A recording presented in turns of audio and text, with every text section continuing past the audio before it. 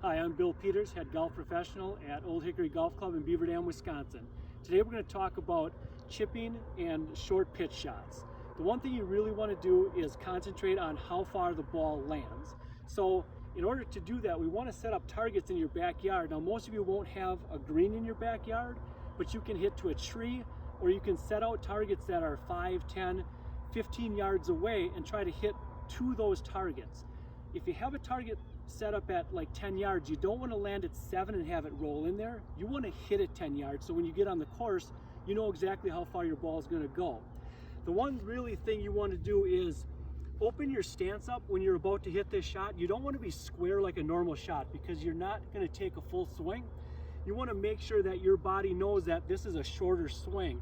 So I want to open my stance a little bit. I want to put the ball a little bit back in the stance so that my hands become a little bit forward, which de-lofts the club a little bit, because this is a nice low shot you're going to want to hit. The biggest thing when you hit this shot is you want to make sure that you don't want to scoop or have the club end up forward in front of you.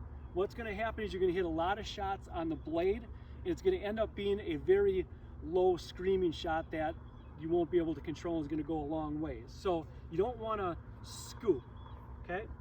When you hit this shot also, remember the club must be traveling down for the ball to go up. So it's like if I had a golf ball in my hand and I threw it down on the ground, everything is working towards the ground.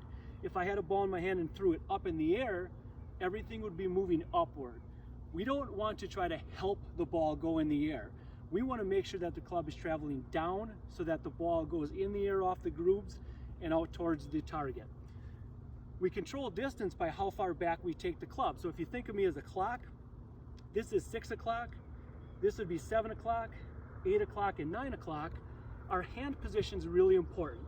So if I take the club back to 7, 8, or 9, that's what's going to cause the different distances that you want to hit. So this is what it will look like when you hit these shots. If I take my hands to 7 o'clock, that ball landed about 9 yards. If I take it to 8 o'clock, the ball went higher and longer, that went about 12 yards. And if I take it to 9 o'clock, that one clearly went the furthest at about 16 yards. So you control distance by how far back you take it. You want to make a nice smooth stroke through the ball, and you want to remember that you want to always accelerate through the entire stroke.